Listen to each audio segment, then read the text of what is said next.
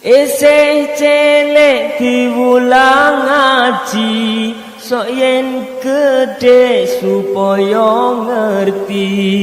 Ngaji iku gampang syarate, asal manut karo gurune.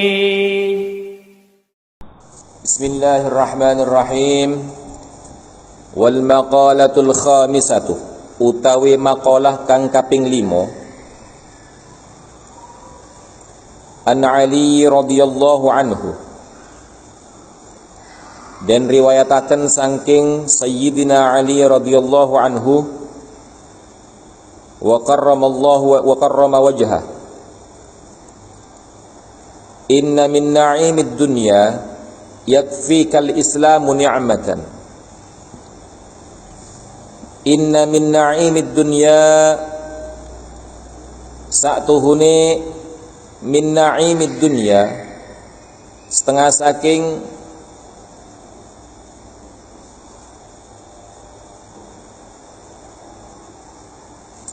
inna min na'imid dunya sa'tuhuni, iku tetap setengah saking kenikmatane dunya,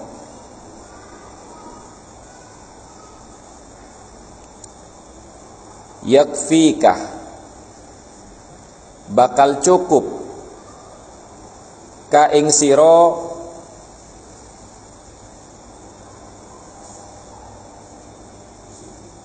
opo al islamu islam, ni'matan hali dari nikmat.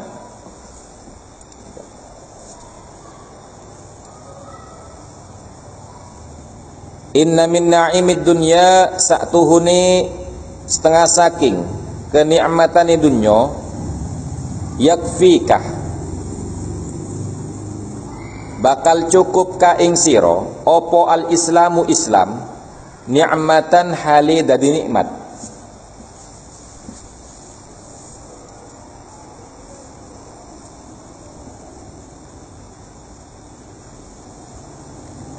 Fa inna a'dhama ni'amillahi lil 'abdi, moko sa'tuhune a'dhamu luweh agungi ni'amillahi, pira-pira kenikmatane Allah, lil 'abdi maring kawula,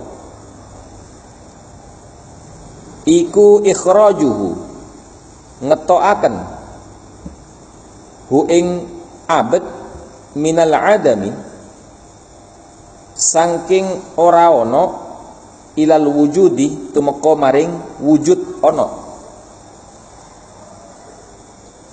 Wa ikhrajuhu, lan iku ngetokaken abad min zulumatil kufri, saking petenge kekafiran, ila nuril islam, tumeka maring padangi cahaya Islam.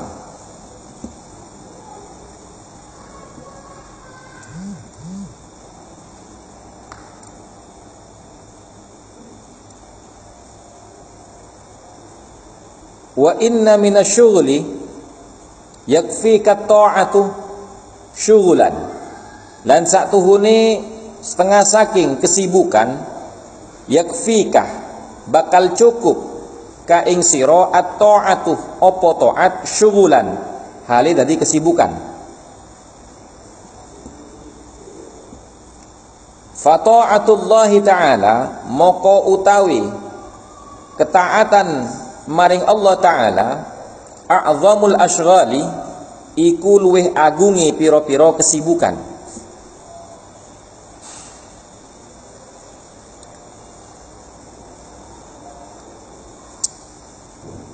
Wa inna minal ibrati, lan setengah saking, lan sa'tuhuni setengah saking pelajaran,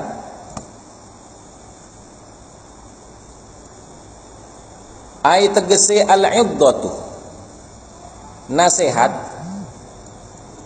yakfikah, bakal cukup ka ing sira al-mautu, opo mati, kematian, ibratan hali dadi ibrah,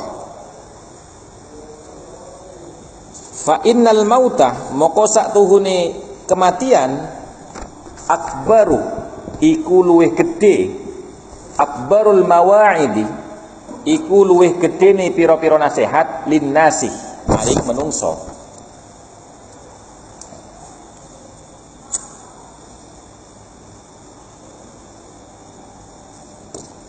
Jadi makalah yang kelima ini dari bab yang ketiga dalam kitab Nasaihul Ibad, karya daripada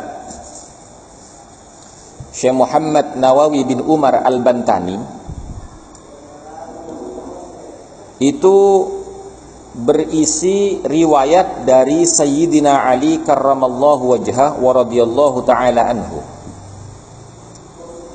Apa kata beliau? Inna min na'imid dunya yakfikal islamu ni'matan. Sesungguhnya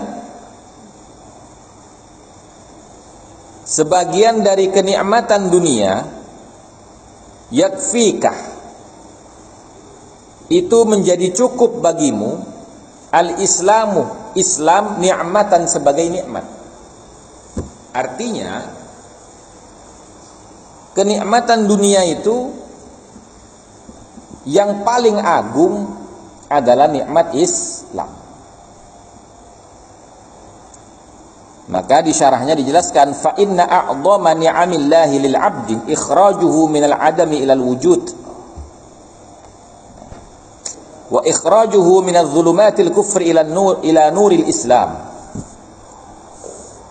Jadi kenikmatan yang paling utama itu adalah dilahirkannya seseorang yang tadinya tidak ada. Karena dilahirkan maka dia menjadi ada. Kemudian setelah dia ada, terlahir ke dunia ini, wa ikhrajuhu min dhulumatil kufri ila nuril iman. Allah mengeluarkan dia dari kegelapan kekafiran, dikeluarkan menuju ke terang benderangnya cahaya Islam. Makanya kalimatnya inna min na'imid dunya, sesungguhnya sebagian dari kenikmatan dunia yakfikal islamu ni'matan, maka cukuplah bagimu Islam sebagai nikmat. Tapi kok di syarahnya itu justru malah bukan Islam saja, tapi ada fa inna a'dhama ni'amillahi lil 'abdi ikhrajuhu minal 'adami ilal wujudi. Justru malah kelahiran itu yang paling agung pertama. Setelah itu baru Islam. Kenapa? Oh ya jelas Pak. Kalau sampean tidak dilahirkan, bagaimana mungkin sampean itu memiliki predikat sebagai orang Islam atau orang kafir? Kan begitu ya. Kalau nggak dilahirkan. Maka yang wajib kita syukuri pertama adalah kelahiran kita. Adalah kelahiran kita. Karena dengan kelahiran kita itu, maka kita akan mendapat predikat muslim atau kafir. Maka kenapa Nabi itu ketika ditanya, ya Rasulullah, lima tasumah fil isnin, kenapa engkau berpuasa di hari Senin? Nabi menjawab, dzaka yaumu wulidtu fihi, saya berpuasa di hari Senin karena itu adalah hari kelahiran saya, kata Nabi. Nah, sudah mafhum bahwasanya puasa itu adalah salah satu bentuk daripada perwujudan rasa syukur manusia kepada Allah. Puasa. Contoh misalkan, ketika Nabi Muhammad SAW itu masuk ke Madinah, kemudian Nabi berkeliling Madinah, di situ kan ada orang Yahudi juga di Madinah itu, tidak hanya semuanya orang Ansor, tapi ada beberapa suku, dan di antara sekian banyak suku di Madinah itu ada suku Yahudi. Nabi melihat orang-orang Yahudi ini di tanggal 10 Muharram dia berpuasa. Nabi bertanya, wahai orang Yahudi, kenapa engkau berpuasa di tanggal 10 Muharram? Maka orang Yahudi menjawab, ini adalah hari raya kami. Ini adalah hari di mana Allah menyelamatkan bangsa Yahudi melalui Nabi Musa menyeberangi Laut Merah selamat dari kejaran Fir'aun. Maka kami berpuasa dalam rangka bersyukur kepada Allah Subhanahu wa ta'ala. Nah, jadi kita bisa memahami sini Pak, bahwasanya puasa itu adalah wujud rasa syukur.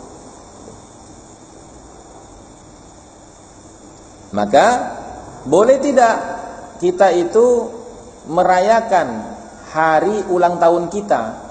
Yang namanya merayakan itu kan wujud dari rasa gembira, kegembiraan kita karena kita dilahirkan di hari tersebut. Nah, kegembiraan itu adalah salah satu daripada bentuk rasa syukur. Nah, maka merayakan hari ulang tahun itu boleh. Bagaimana cara merayakannya? Kalau Nabi cara merayakannya dengan berpuasa. Boleh tidak merayakan hari ulang tahun itu tidak dengan puasa? Boleh. Yang penting tidak keluar dari aturan syariat. Misalkan karena hari ini hari ulang tahun saya mengundang orang untuk ke rumah saya untuk saya hidangkan makanan. Boleh. Kenapa kok boleh? Loh, kan di kitab ini juga di bab pertamanya kan, ya, di bab pertamanya sampai lihat itu di kitab ini juga. Di situ Nabi bersabda,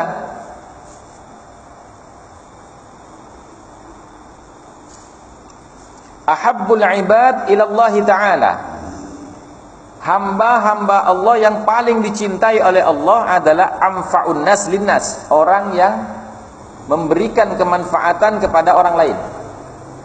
Wa afdalul a'mali, dan paling utamanya amal-amal idkhalus sururi ala qalbil mu'min, yaitu memberikan kebahagiaan di hati orang mukmin.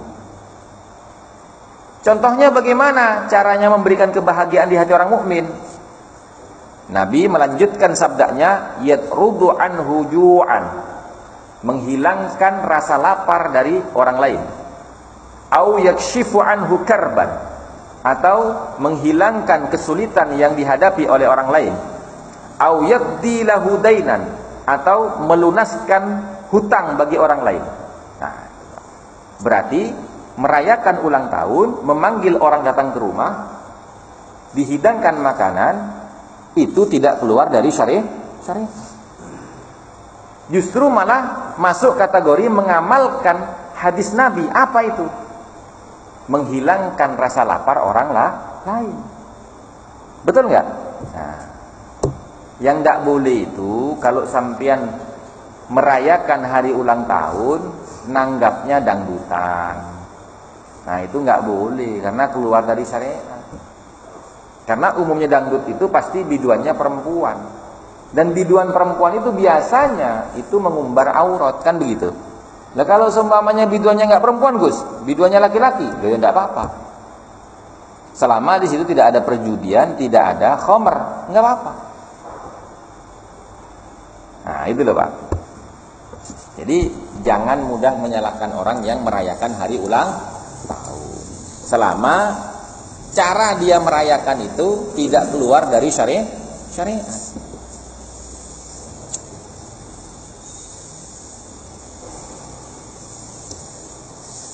Nah, kemudian setelah Allah itu melahirkan manusia dari yang tadinya tidak ada, kemudian dia menjadi wujud, menjadi ada, maka kenikmatan yang kedua adalah Allah menganugerahkan keimanan di dalam hatinya, sehingga kegelapan kekafiran dalam dirinya itu menjadi hilang karena disinari oleh cahaya Islam. Ikhrajuhu min zulumatil kufri ila nuril Islam. Kenapa Islam itu kok menjadi nikmat yang paling besar selain nikmat kelahiran. Lalu sekarang bayangkan gini, Pak. Orang dilahirkan ke dunia ini belum tentu loh Allah itu memberikan kenikmatan iman. Belum tentu. Kadang ada, Pak, orang diberikan kenikmatan iman tapi tidak diberi nikmat Islam. Loh, bedanya apa, Gus? Beda, Pak. Islam itu adalah pengamalan daripada iman. Iya toh? Loh, kok bisa sampean mengartikan begitu, Gus? Iya, kita merujuk saja. Rukun Islam itu apa, Pak? 1, syahadat. Bagaimana cara mengamalkan rukun Islam yang pertama, syahadat itu? Kan mengucapkan dengan lisan. Ya toh? Kemudian yang kedua, sholat. Sholat itu diamalkan dengan jasmani apa rohani? Jasmani rohani toh. Kemudian zakat. Zakat itu materi toh. Bentuknya kan materi toh. Kelihatan gitu. Dan bermanfaat secara zahir untuk jasmani manusia. Kemudian puasa. Puasa jasmani sampean tidak boleh minum, tidak boleh makan. Ya toh? Jasmani lagi tuh. Kemudian yang ketiga, yang kelima, naik haji. Haji melaksanakan syai, lagari kecil dari Bukit Sofa Marwah 7 kali. Itu jasmani bergerak enggak? Bergerak. Tawaf memutari Ka'bah 7 kali, ya, searah jarum jam. Itu kira-kira jasmani enggak yang bergerak? Jasmani.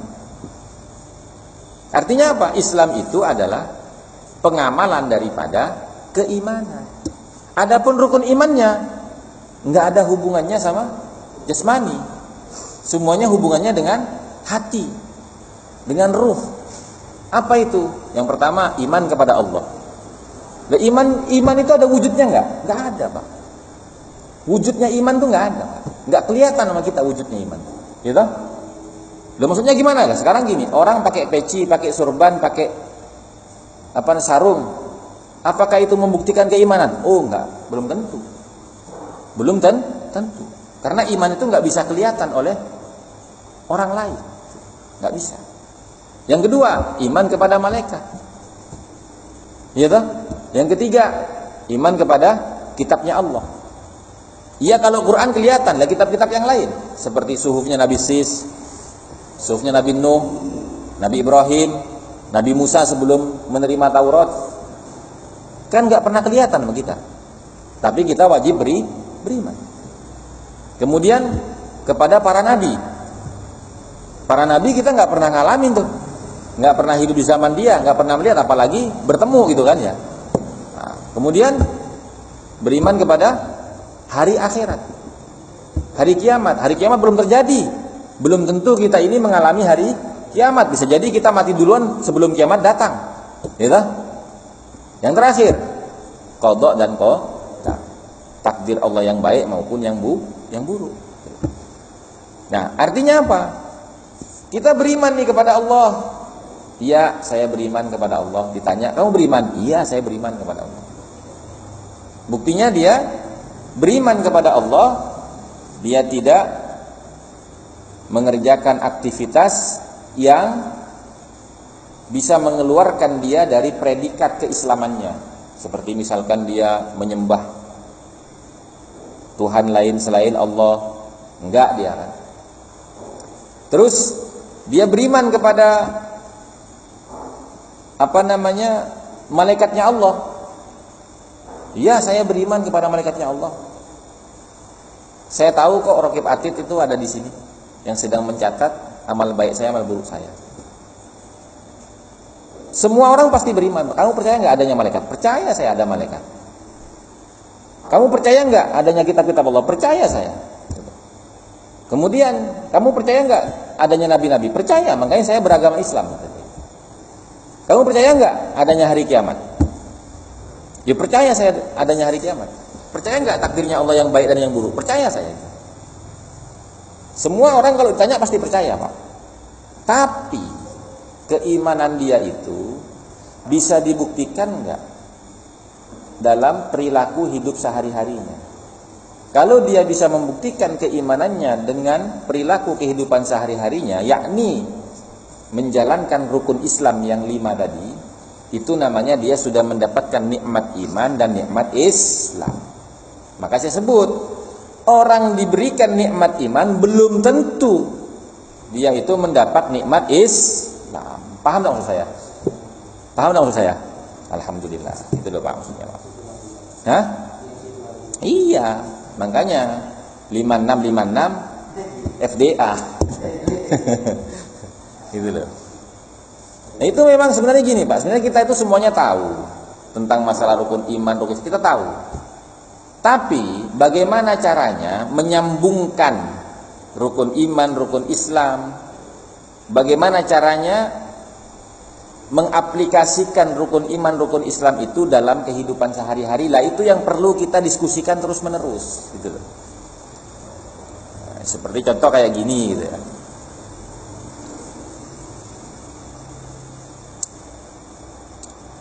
Nah, kemudian kenapa kelahiran itu kok dikatakan nikmat yang paling besar? Loh iya, karena dengan sampean dilahirkan oleh Allah ke dunia, maka sampean punya kesempatan bersujud kepada Allah. Yang mana sujud itu mahal Pak, ya kan? Mahal sujud itu. Makhluknya Allah yang tidak diberikan kenikmatan bersujud oleh Allah dilaknat Pak. Contohnya iblis. Itu iblis. Iblis itu nggak pernah bersujud Pak. Dianggap tidak pernah bersujud oleh Allah karena tidak mau menjalankan perintah Allah untuk bersujud kepada Nabi Adam. Nah maka kita itu dilahirkan oleh Allah ke dunia, itu punya potensi besar, punya kesempatan besar untuk menjadi makhluk yang bersujud kepada Allah. Maka kita syukuri itu. Kenapa harus kita syukuri? Karena ada firman Allah, la in syakartum la azidannakum. Kalau kamu mensyukuri nikmat kamu, dalam hal ini kelahiran ya, kalau kamu mensyukuri nikmat kelahiran kamu, ya kan, la azidannakum, maka akan aku tambah nikmat kelahiran itu dengan nikmat iman. Kemudian kalau kamu syukuri nikmat kelahiran dan nikmat iman itu, akan aku tambah kenikmatan itu dengan nikmat Islam. Kalau kamu mensyukuri nikmat kelahiran, nikmat iman, nikmat Islam tadi itu, maka akan aku tambah kenikmatan itu dengan kenikmatan husnul khatimah. Terus Pak, begitu terus. La in syakartum la azidannakum. Nah, itu pentingnya bersyukur kepada Allah Subhanahu wa taala. Itu loh Pak. Jadi tidak dianggap bersyukur oleh Allah kalau tidak mau mensyukuri apa yang telah Allah berikan, gitu loh. Ya termasuk berbakti kepada orang tua itu adalah wujud rasa syukur kita kepada Allah, Pak. Kenapa?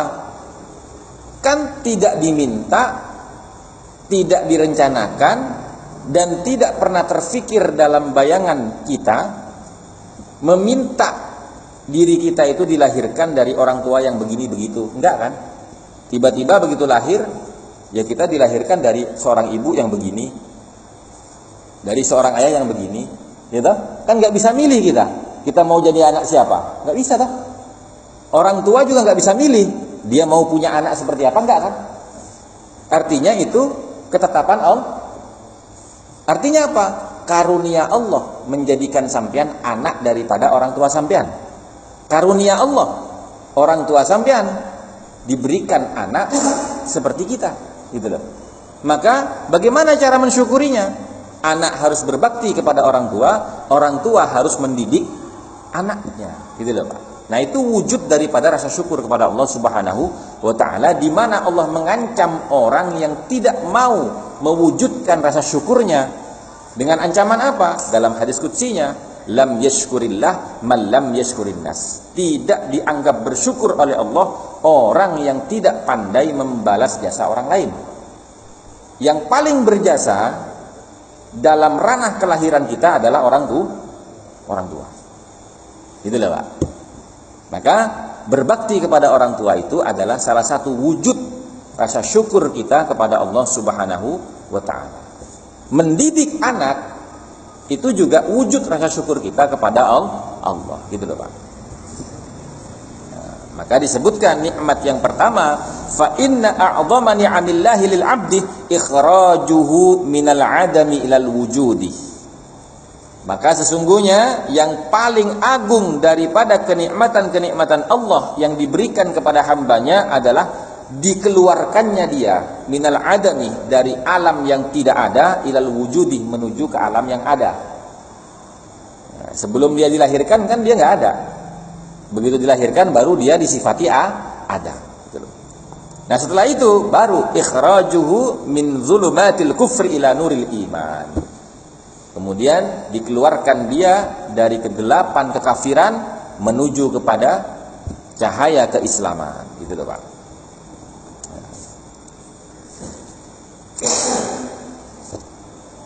Maka dari itu, maka tidak pantas manusia itu Karena apa? Karena nikmat terbesar sudah Allah berikan, yaitu nikmat kelahiran dan nikmat iman dan Islam. Sudah. Sampean sudah dilahirkan, beriman kepada Allah, kemudian mengamalkan keimanannya dalam kehidupan sehari-hari. Sampean mau sholat, mau ngaji, mau ibadah, segala macam. Ya, itu. Kemudian wa inna minasyughli, dan sesungguhnya sebagian daripada kesibukan yakfika ta'atu syughlan, maka cukuplah bagimu ketaatan sebagai kesibukan. Fa ta'atullahi ta'ala a'dhamul ashghal, maka mentaati Allah Ta'ala itu paling agungnya kesibukan. Ini jangan disalahpahami, berarti kita nggak boleh kerja Gus, kita nggak boleh sibuk dengan yang lain, kita hanya sibuk ibadah saja. Loh, memang kita itu harus sibuk ibadah Pak. Tapi kadang-kadang manusia itu salah memaknai ibadah. Bukankah bekerja itu juga ibadah? Gitu? Bukankah bergaul dengan manusia itu ibadah? Kalau bergaulnya dalam rangka mempengaruhi orang agar kembali kepada keimanan dan ketakwaan kepada Allah. Bukankah itu ibadah? Nongkrong di warung kopi bisa dikategorikan ibadah kalau niat kita. Kalau kita nggak ngopi di sana, ntar dia nggak laku. Maka saya ngopi di sana supaya dagangannya laku. Lah itu kan anfa'un nas linnas, memberikan kemanfaatan kepada orang yang berdagang supaya dagangannya laku. Beli nasi goreng ke Pak D, kalau niatnya, saya tak beli nasi goreng ke Pak D deh. Siapa tahu dengan saya beli ke sana menambah keuntungan daripada usahanya Pak D. Lah itu kan anfa'un nas linnas, memberikan kemanfaatan kepada orang lain toh. Semuanya innamal a'malu binniyat, tergantung niat kita, mau ngapain kita itu. Kalau kita misalkan saya tak makan nasi gorengan di Pak dia, pengen banget soalnya gitu. Niatnya itu hanya untuk memuaskan hawa nafsunya, niatnya itu hanya ingin mengijabah keinginan dirinya, bukan untuk memberikan kemanfaatan kepada orang, yang nggak dapat pahala Pak. Nggak dapat pahala. Makanya usahakan semua aktivitas kita selama tidak keluar dari batasan syariat diniati untuk ibadah. Apa? Anfa'un nas linnas, memberikan kemanfaatan kepada orang lain. Dulu. Jadi bukan hanya sholat, bukan hanya ngaji, bukan hanya zikir, bukan hanya itu ibadah. Tapi memang ibadah yang paling utama adalah sholat. Betul, ibadah yang paling utama sholat.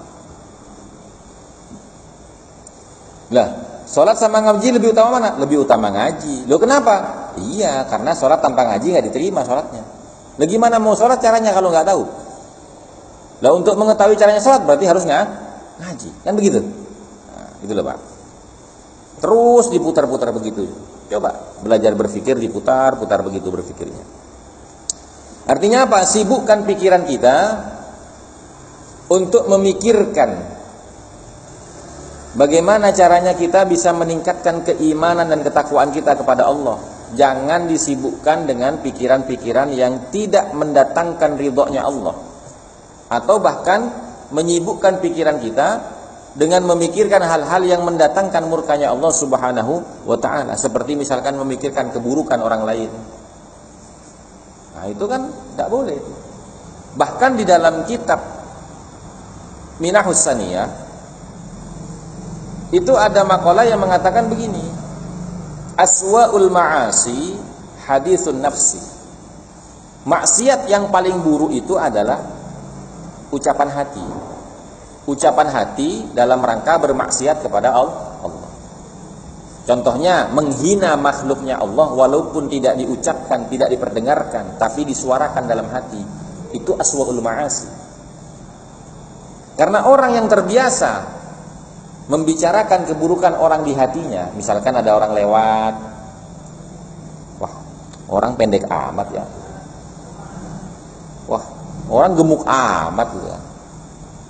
Nah, kalau kebiasaan begitu di hati kita, sampai di sholat saja itu masih nggak bisa sholat hati kita.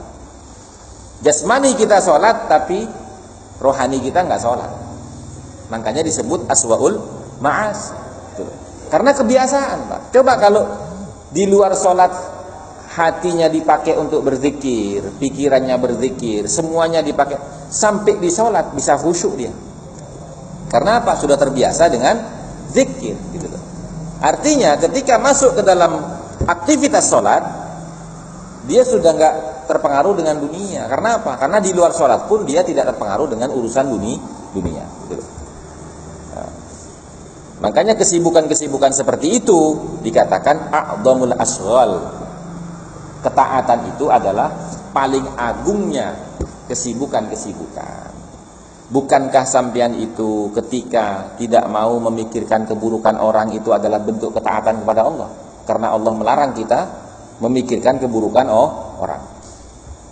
Bukankah kita tidak mau membicarakan keburukan orang lain itu adalah bentuk ketaatan kepada Allah, karena Allah melarang kita membicarakan keburukan orang, baik itu dibicarakan dalam hati maupun dibicarakan dengan orang lain. Kemudian wa inna minal ibrati ay al-iddati yakfikal mautu ibaratan. Dan sesungguhnya sebagian dari nasihat atau pelajaran yang akan menjadikan cukup bagi kamu adalah kematian. Kematian itu cukup bagi kamu sebagai pelajaran atau nasihat. Fa innal mauta akbarul mawa'idi linnas. Karena kematian itu adalah paling besarnya, paling kuatnya nasihat bagi manusia. Maksudnya bagaimana? Begini, Pak. Ya. Ada hadis Nabi yang saya kutip dari kitab Nasaihud Diniyah wal Wasayil Imaniyah, karya daripada Shahibur Ratib Al-Haddad. I'mal li dunyaka, beramallah kamu untuk dunia kamu, ka'annaka ta'ishu abadan, seakan-akan kamu hidup selamanya. Wa'bud li rabbika ka'annaka tamutu ghadan, dan beribadahlah kamu kepada Tuhanmu seakan-akan kamu mati besok. Nah, kaitannya dengan makolahnya Sayyidina Ali karamallahu wajhahu wa radhiyallahu anhu ini, wa inna minal ibrati yakfikal mautu ibratan. Maka sungguhnya sebagian dari pelajaran atau nasihat yakfika, akan cukup bagimu ketaatan, syugulan sebagai ibratan, al-mautu, kematian, ibratan sebagai pelajaran. Gini, Pak. Kalau setiap kita itu beribadah, baik ibadah mahdhah maupun ibadah ghairu mahdhah, kita merasa bahwasanya ini adalah ibadah saya yang terakhir, karena besok saya mau mati. Kira-kira kualitas ibadahnya itu sama enggak dengan orang yang tidak memiliki perasaan bahwasanya ini adalah ibadah dia terakhir? karena besok mau mati, kan tidak sama Pak. Makanya kenapa diriwayatkan para sahabat itu, contoh misalkan Sayyidina Ali, Sayyidina Umar, itu kalau mau sholat Pak, mau sholat belum takbir, itu udah gemeter Pak, udah gemeter. Bahkan diriwayatkan Sayyidina Ali itu degup jantungnya kedengeran sama makmumnya. Kenapa? Saking takutnya. Ketika ditanya, kenapa kamu bergemeteran sampai degup jantung kamu kedengeran sama orang? Saking kencengnya Pak, duduk gitu. Apa jawabannya Sayyidina Ali? Kamu tahu nggak? Kita ini akan menghadap kepada siapa? Menghadap kepada Tuhan yang Maha Besar. Kalau kita punya perasaan seperti itu, maka ibadah itu akan luar biasa. Sehingga dia mengatakan, dan kita akan mati menghadap kepada Tuhan yang Maha Besar. Maka bagaimana kualitas ibadah kita? Nah, kalau kita contohkan dalam kehidupan sehari-hari ya, misalkan nih, sampean dipanggil atasan misalkan, kira-kira bagaimana perasaannya sih? Hah? Dipanggil atasan, kok senang? Belum tentu Pak. Deg-degan Pak. Ada apa nih? Kok belum pernah dipanggil sama atasan? Ya kan? Nah, ini mau dikasih hadiah atau peringatan ini gitu. Iya Pak. Maka kita persiapan itu Pak. Nanti kalau ditanya begini jawabannya apa ya? Kalau begini, kalau ditanya macam-macam kan. Nah, harusnya dalam kita beribadah itu punya perasaan seperti itu. Gitulah. Makanya di sini disebutkan wa inna minal ibrati yakfikal mautu ibratan. Maka sesungguhnya sebagian daripada pelajaran itu cukuplah bagimu kematian sebagai pelajaran. Kalau kita merasa aduh, besok saya pasti akan mati nih, maka ini adalah ibadah terakhir saya. Itu kualitasnya luar biasa. Hati-hati benar. Makanya disebutkan wa'bud li rabbika ka'annaka tamutu ghadan. Beribadahlah kamu kepada Tuhanmu seakan-akan kamu mati besok. Ini kata Nabi. Kira-kira cukup sampai di sini. Mudah-mudahan apa yang kita bisa pelajari pada malam hari ini bisa mendatangkan keberkahan dan manfaat, dan mudah-mudahan bisa menambah pengetahuan dan kefahaman kita, dan mudah-mudahan bisa memotivasi kita di dalam meningkatkan keimanan dan ketakwaan kita kepada Allah Subhanahu wa taala, dan mudah-mudahan Allah memberikan kekuatan iman dan Islam kepada kita, dan juga mudah-mudahan Allah mencatat kita menjadi bagian umat Kanjeng Nabi Muhammad sallallahu alaihi wasallam yang senantiasa mendapatkan barokah syafaat beliau fid dini wad dunya wal akhirah. Dan mudah-mudahan kita semuanya yang hadir di sini pada malam hari ini Allah pertemukan dengan ajal kita dalam keadaan husnul khatimah. Amin Allahumma amin. Akhirul kalam. Wallahul muwafiq ila aqwamit thariq wal afu minkum. Assalamu alaikum warahmatullahi wabarakatuh.